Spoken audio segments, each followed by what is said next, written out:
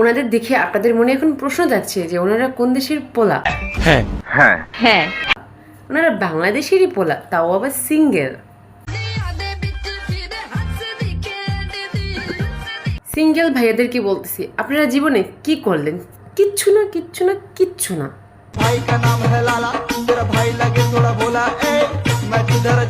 ওনারা খুবই ভদ্র ফ্যামিলির ছেলে, কারণ রাস্তাঘাটে যে মেয়েদেরকে যারা ডিস্টার্ব করে তাদের থেকে হাজার গুণে ভালো হচ্ছে তারা।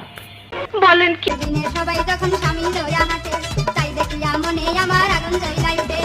যে ছেলেরা রাস্তাঘাটে মেয়েদেরকে ডিস্টার্ব করে তাদের চাইতে হাজার হাজার গুণে ভালো যে ছেলেরা রাস্তাঘাটে পার্টি করে।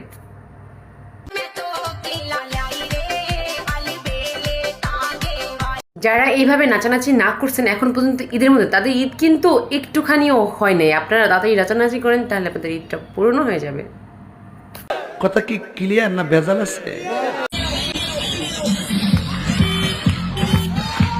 ওনাদের এই নাচ দেখে বোঝা যাচ্ছে ওনারা হচ্ছে সেই লেভেলের একজন ডান্সার। কিন্তু আমার কথা হচ্ছে ওনারা রাস্তায় কেন? ওনাদের তো থাকার দরকার এখন কোনো এক টিভি শোতে।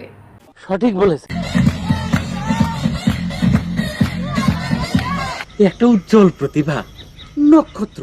ঈদ মানে আনন্দ, ঈদ মানে হচ্ছে খুশি, আর এই খুশি ভাগাভাগি করতে হবে শুধুমাত্র ডান্স করে। আর হচ্ছে পিক আপ ভাড়া করলে তাদের হচ্ছে মনটা তো পড়ে না, তারা পিক আপ ছাড়া অন্য অন্য যত ধরনের যানবাহন আছে উঠা যায়, সেগুলো তো তারা হচ্ছে মিস করে না।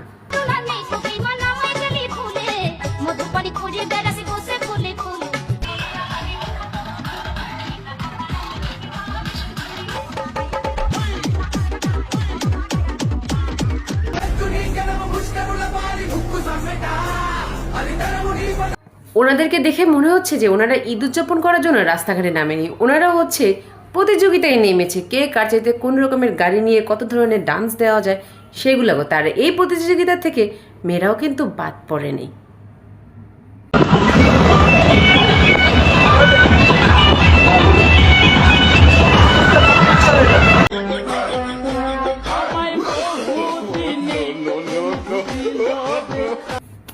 ছেলে মেয়ে সমান অধিকার বলে কথা, এই অধিকার যদি তারা হচ্ছে পালন না করে তাহলে তো ছেলেদের থেকে মেয়েরা পিছিয়ে থাকবে, ঠিক না? লজ্জা করলো না বলতে? A few moments later.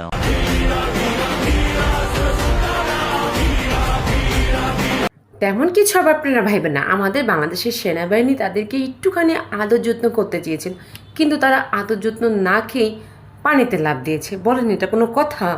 এটা কি ধরনের পাগলামি?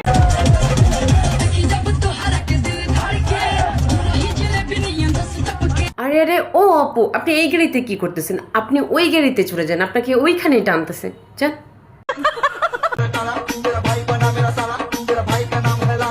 নাচতেছে ভালো কথা, কিন্তু এদেরকে চিনতে পেরেছেন আপনারা? ওনারা হচ্ছে ঈদের দিন ছাড়া পেয়েছে, তাই এরকম আনন্দ উল্লাসে মেতে উঠেছে।